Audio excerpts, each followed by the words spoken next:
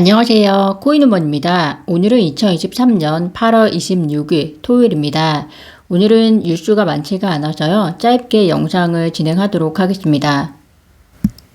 잭슨홀 미팅에 대한 불확실성이 마무리가 되었습니다. 잭슨홀 미팅 파월 연설에 대한 여러 해석들이 나오고 있는데요. 저는 간단하게 이렇게 정리를 드리고 싶습니다. 현재 인플레이션이 떨어지고 있는 좋은 데이터들이 나오고 있는 것을 인정한다. 그렇지만 연준이 목표로 하는 2% 목표치에 근접했다는 확신이 들 때까지는 추가적인 금리 인상 혹은 긴축이 이어질 수 있다. 그렇지만 과도한 긴축으로 시장이 위험에 직면하지 않도록 데이터를 보고 신중하게 결정할 것이다. 이 정도로 저는 정리할 수 있을 것 같은데요. 지난 7월 FOMC 회의록과 거의 비슷한 방향성과 그리고 발언의 강도였다고 생각이 듭니다.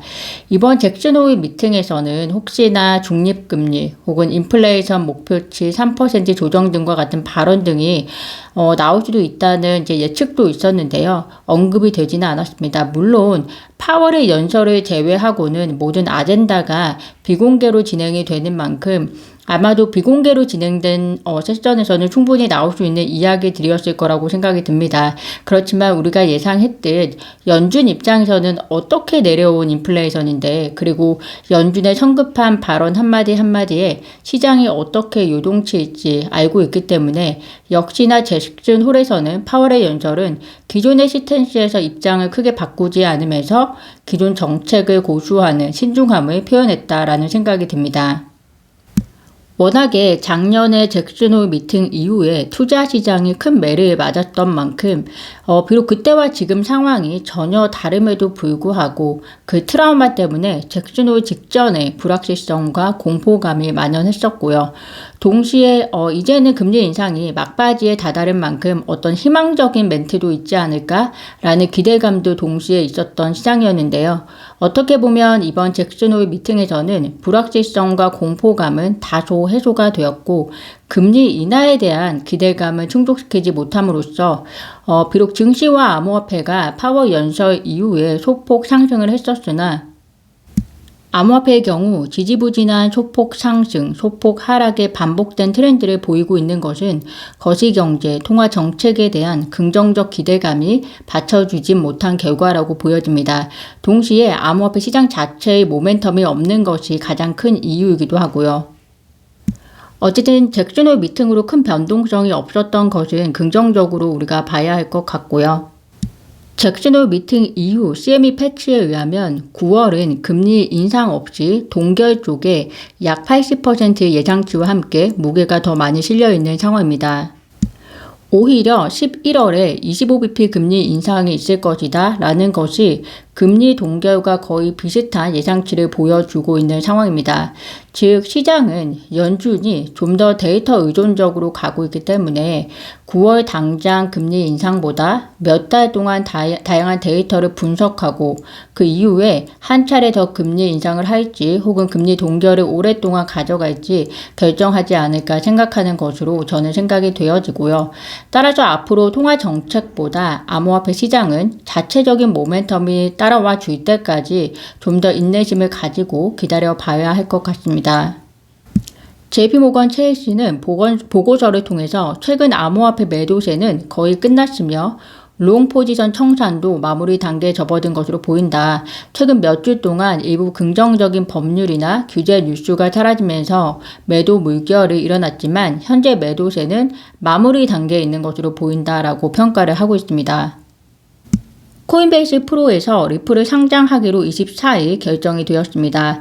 SEC에 의한 리플 소송 관련 중간 항소 신청이 이루어진 이유지만 코인베이스 프로에서 이런 결정을 내린 것은 결국 코인베이스가 프로그램 판매가 투자 계약이 아니라는 것에 더욱더 강한 자신감을 가지고 받아들이고 있다는 증거이며 동시에 SEC의 중간 항소 신청이 허용되지 않을 것이라고 예상하는 결과일 수 있다라고 이야기가 되고 있는데요. 저는 올 하반기에 그리고 내년 1분기까지 그 사이에서 리플만의 호재를 찾는다면 사실상 지금부터 두세 달 안에 중간 항소 신청에 대한 토레스 판사와 항소 법원의 승인 유무 결정이 있을 것이기 때문에 이에 대해서 리플의 유리한 결정 즉 중간 항소 신청이 받아들여지지 않는 결정이 있다면 이것은 첫 번째 호재가 될 거라고 생각이 들고요. 두 번째, 어제 영상에서 설명드린 크리시 라센과 브래드 갈링하우스에 대한 재판 자체가 LCC의 무모한 시도였기 때문에 이것이 취소가 된다면 두 번째 호재가 될 것이고요. 그리고 코인베이스와 LCC 소송에 대해서 코인베이스의 유리한 결정, 즉 LCC 코인베이스에 대한 기소 기각이 이루어진다면 이것이 세 번째 호재가 될 수 있지 않을까라고 생각을 해봅니다.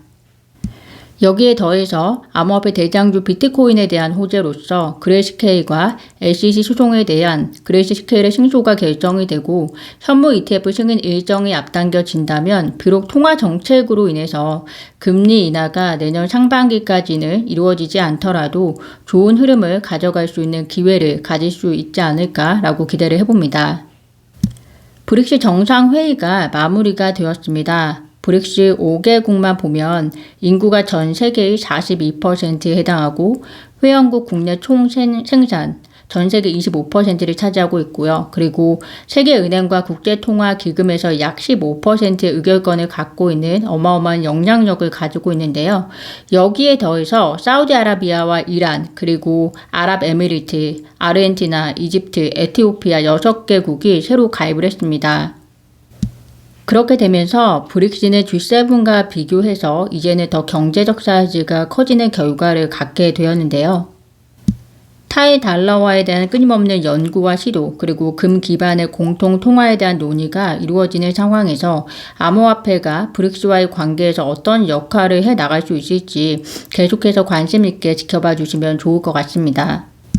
현재로서는 이번 브릭스 정상회에서 브릭스의 입장도 타이 달러화에 대한 방안이 필요한 것은 맞는데 꼭 필요한데 공통통화 개발에 대해서는 전문가의 개입과 연구가 더 필요하다는 입장이기 때문에 앞으로 시간이 꽤 소요가 될 것으로 보입니다. 오늘 제가 준비한 소식은 여기까지입니다. 오늘도 영상 시청 진심으로 감사드리고요. 구독과 좋아요, 알림 설정은 코인우먼에게 큰 힘이 됩니다. 감사합니다.